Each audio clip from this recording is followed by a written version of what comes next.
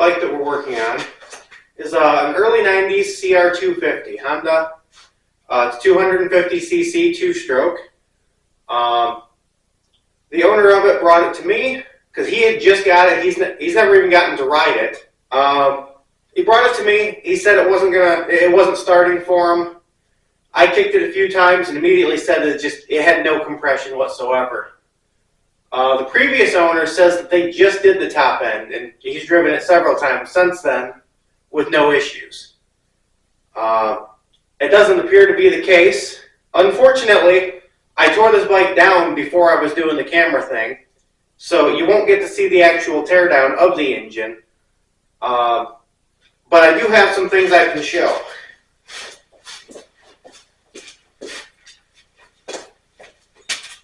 Main thing is this piston. Now, my camera doesn't do real good up close, but it doesn't need to for you to see that this piston is absolutely destroyed. Some stuff there.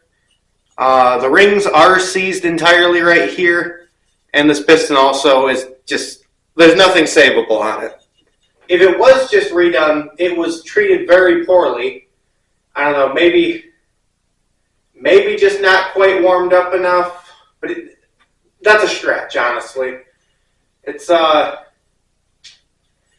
It's almost exclusively on the exhaust side. I don't know, maybe something got sucked in the exhaust port. The exhaust side probably was hotter. I don't really have I can't tell you exactly why it happened. All I can do is fix it. So, told the owner about it, discussed what he should do. The cylinder for this has been sleeved. Normally it has just the aluminum with the coating on it. This has been sleeved with a cast iron bore. When this happens to the piston, that bore definitely was trashed, and the correct way to do it would be to get it bored to the next size. So, I guess we're going to get started on reassembling this. He does have a brand new piston, so let's get started on that. We have the cylinder here. It's worth noting that this cylinder normally came with just the bore in the aluminum and the Nickel coating. This one in the past has had a cast iron sleeve put in. If it hadn't, then I wouldn't be able to actually hone it and prepare it for the piston in the same manner. But because I have that nice cast iron sleeve, I can just run it through my hone. I just use the standard 3-stone things here. You can get them at any auto parts store. You lubricate a little bit in here, and then you spin the drill fairly slow and just keep going in and out of it like that. You don't want to go too fast, because the ideal end of this is that you're going to have scratches in here at a 45-degree angle, kind of in both, almost woven in both directions. Unfortunately, my camera's not going to zoom in that close. It doesn't have focus for that close of a thing. So I won't be able to show it to you. But just remember, there should be scratches that kind of, like I said, overlap each other at a 45. I have it sitting in this old rim right now, just because when my stones come out through the bottom of the cylinder, I don't want them to just hit my table or catch on anything. So by going through this, I have empty space underneath it, but it is sitting in here pretty firm, so I shouldn't have any issues there.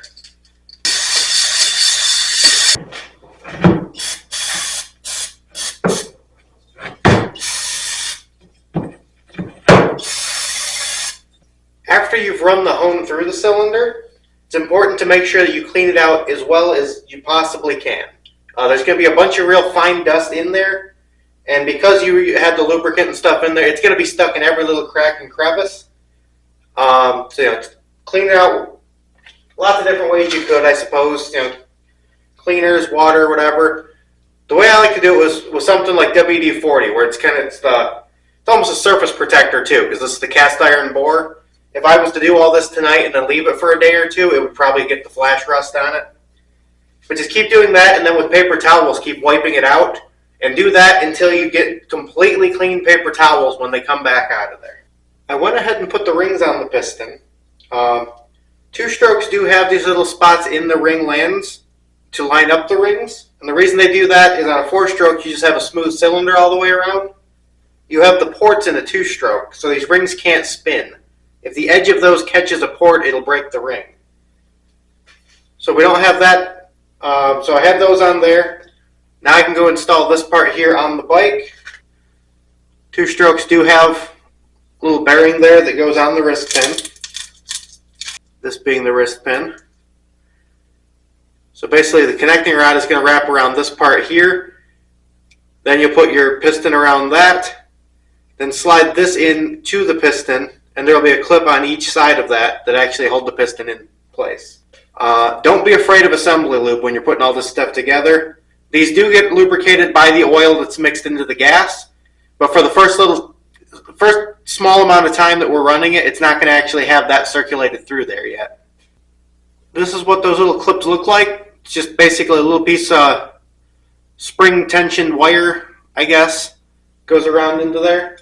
And it's going to go, I don't have very good light, but there's a groove inside of here that'll go into. I like to decide which side of the bike I'm actually going to be working on when I put the piston on it. And then for the other side, I'll install that clip now, so I only have to do one when I'm actually at the bike.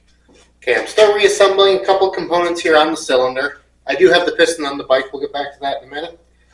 But one of the things here is these studs up top. And in order to tighten these in here, since there's not actually a bolt head on them, just take two of the nuts that go to them, thread one on there a little bit, thread another one on there, and you tighten them against each other. Now they're both on there. I'm holding the bottom one, tightening the top one, and now it'll act as the head of a stud. It's still fairly easy to turn right now, but they're locked together, so when I get down here where now it's fighting me a little, I can do that and actually tighten them. I'll loosen those up and continue on with the other 5 of these. Okay, so I've got the piston installed up in here, and I've got those clips on both sides like I was talking about. My rings are in the right spot. One thing I don't believe I mentioned while I was talking about the piston when I was on the bench is that there's always an arrow on the top of the piston here, and it shows which direction it faces. This one here is marked with EX and has an arrow pointing. The EX stands for exhaust. A lot of pistons from various manufacturers are not marked as being exhaust, but they just have the arrow there.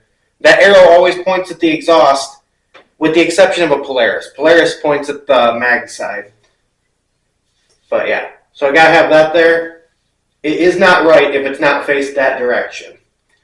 So now in a few minutes I'll go get the cylinder and I'll get that slid down on here. You won't be able to see much of it because my hands are going to kind of be all up in the way here. But essentially, you have to get the rings compressed into the right spot. Remember, they have those little things in the groove for the ring alignment. But they have to compress, and then you slide the cylinder down over it. I don't have a whole lot of room here, so I have to do it with the cylinder or with the piston all the way at the bottom of its stroke. A couple obvious, I guess they should be obvious things. Just make sure that all your old gasket material is off of any of the mating surfaces before you do any of that. These have a little thing up front for the power valve. Just make sure that that's in there intact, not broken or anything like that. And yeah, I'm going to go get the cylinder and we'll get that on. Okay, got our cylinder going on. Like I said, I have to hold these rings in place while I do this, and I'm sure I'm going to block the camera for that. So there's a good chance I'll just edit that part out of the video and you won't see it anyway. Okay, I'm putting the reeds back in and the intake boot. It's not a real complicated thing to do it here. You know, they fit in the way that makes sense. The biggest thing you have to remember here is that tight is tight enough. And honestly, that's one where I have to remind myself of because I have a tendency to really over-tighten things. If you over-tighten the bolts that hold this, a lot of times you can warp the mounting area slightly, and it will cause an air leak. And on a two-stroke, an air leak on the intake is devastating. It will absolutely blow your engine in no time. And you don't want to do that. You just have a part for the top end here. I will end up with the torque wrench on it. I have the torque. I'm not going to say what the torque is in this video, because if it does happen to be that I am wrong, which I don't believe I am, but if it does happen to be that I looked up bad information, I don't want to give anybody watching that same bad information. So make sure you look that up from a reliable source and torque those to spec. Next, we're going to put on the cylinder head. It's not really a whole lot of fancy anything happening here. It's got 6 bolts. Just make sure that this tab goes back here to where the engine mount is. So we'll get the gasket on and we'll do that.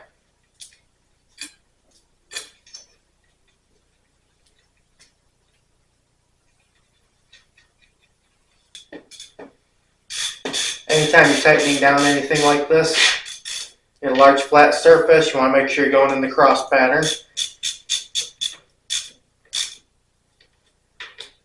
Right now I'm kind of going until they're just barely snug. I'll go back a little bit tighter each time until they are at the proper torque.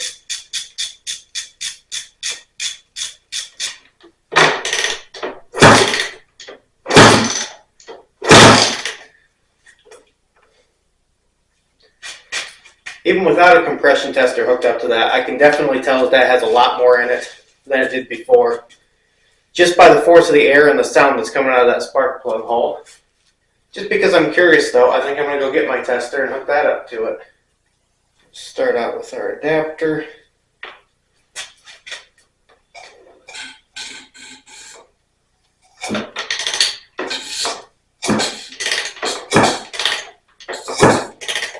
Like the reason I was actually kicking it real slow, well, not kicking, but operating the Kickstarter with my hand was because I wanted to make sure.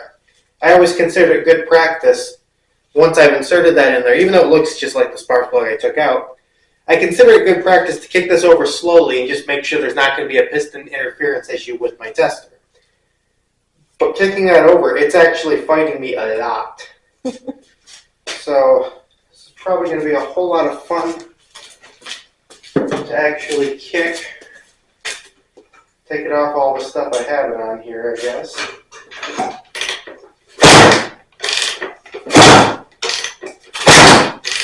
Okay, I'm going to stop there because I'm definitely not wearing the boots for this. It still goes up a little with each kick. So as soon as I get this stable again, see if, yeah, hopefully that shows up. But we're probably high 150, maybe 160 there. It was still going up every time that we actually did kick it. But one, I'm out of shape, and two, I'm wearing tennis shoes, and there's a lot of compression in there. So good enough for me for now. When we tested this before we took it apart, it probably had about 45. And yeah, did not run at all. The intake boot is back on now, so the next thing I have is the carburetor. I've already kind of slipped it into both boots there. I didn't film it because it's kind of another thing where my hands will be in your way, so you can't see it anyways. But there's not really any good tip or trick that helped it. It was just making it fit. Because this bike is older, I had to use a heat gun on the boot for the air filter on the rear of it just to get it flexible again. Other than that, it just slips in and now I'll tighten the clamps. At this point, I guess I'll just get the coolant hoses all back on. The coolant hoses are back in it now. I guess I'm throwing in the spark plug now. That really could be done at any time. This is just when I happen to grab it. Okay. Now we're going to add coolant. It's a good idea to add it very slowly. One, just for careful reasons, make sure you don't spill it. But two is you want to make sure that any air that's trapped in the bottom is able to work its way up to the top.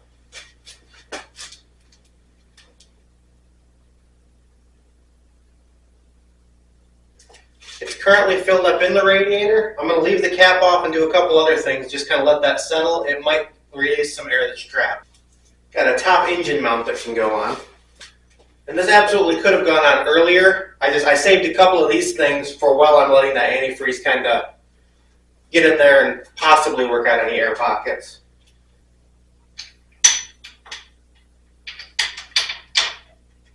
Kind of checking for anything there might be as far as like coolant leaks. I don't see anything there. And next, I think we'll work on the exhaust.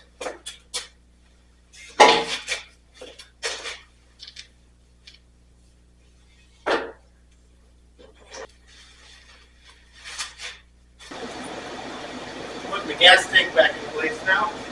clip on there. Just got a couple mounts right up front, good idea.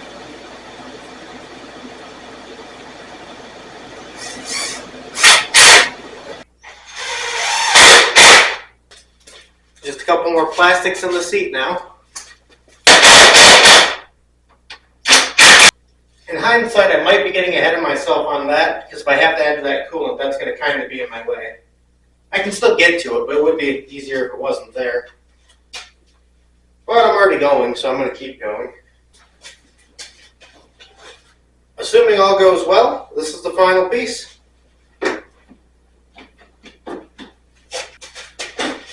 Has the wrong screw up front. We're going to do something about that so it actually latches.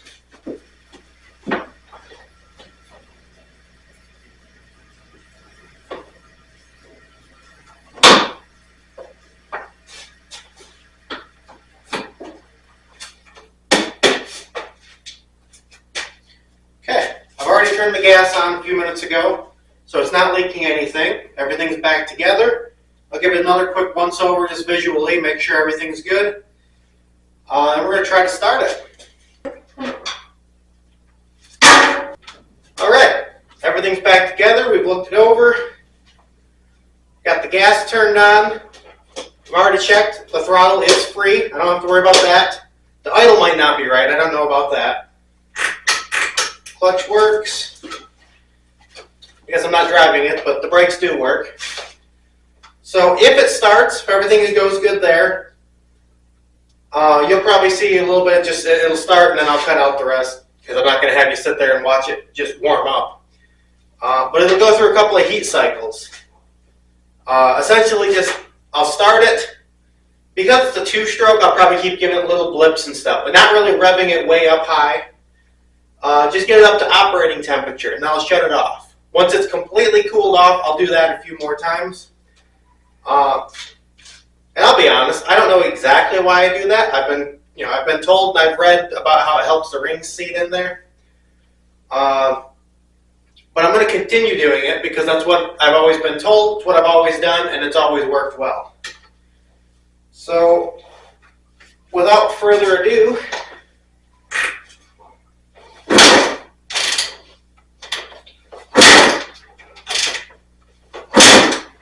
probably should choke it. It is pretty cold in here.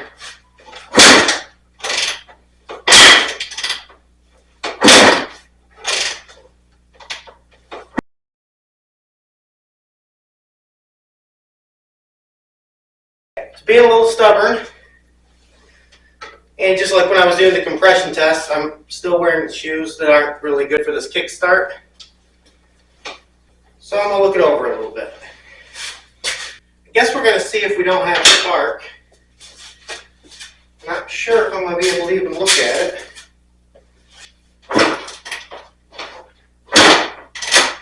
We do have spark. And I know we have compression. We've already tested that, and my foot feels it. I guess we'll see what the plug looks like. Pull it, see if there's fuel on it. Well, there's something on the plug.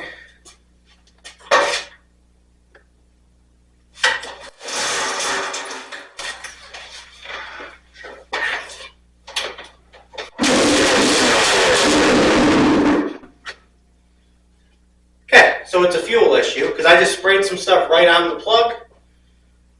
That got it to fire. It might, just that little bit smoked up the garage pretty good. It might just need to still get the fuel all the way through the bottom end and back to the top, since that's what the two-stroke does. So I'm going to kick it a few more.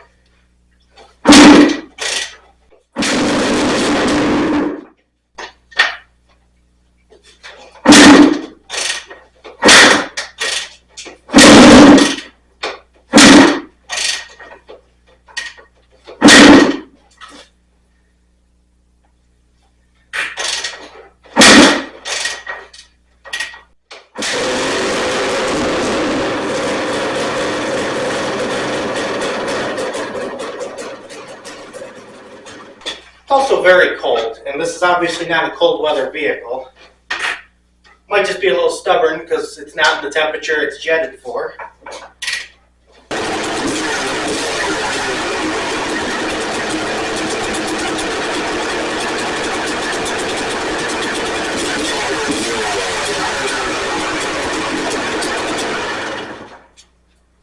And with that, we have a running bike.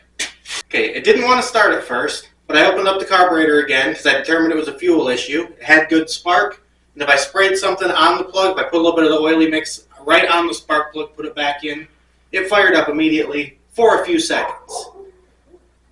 Then the best I could really get out of it was it would start and just kind of puff for a few seconds, then sputter out.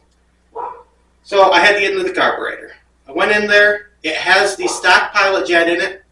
The main jet was actually like 30 sizes smaller than the stock. So I'm not sure what's up with that. So I put that back to one that's just a little bit bigger than stock.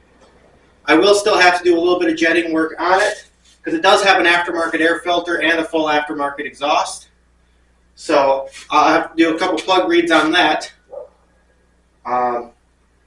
Got through its first heat cycle there. I revved it up a couple times. Sounds pretty good there. Unfortunately, Michigan weather's taken a turn and it's snowing again. And admittedly, I'm not a wizard on two wheels anyways, let alone a nice 250 two-stroke like this with a fresh top end. It's me taking that thing for a test drive right now it would be a bad idea, so I won't. I've revved it up a couple of times, and come warm weather, it'll get its tests then. So I'll go through a couple other heat cycles on it and return it back to its owner. The owner is somebody I know, so I will still be able to kind of keep an eye on the bike and monitor it a little bit. But yeah, with that bike is finished. So, like I said in the last one, if you liked this content, go ahead and subscribe, like it, let me know. If you don't, also let me know why. Leave a little comment that says, hey, I don't like that you did this or something. And I'll be back with another video soon.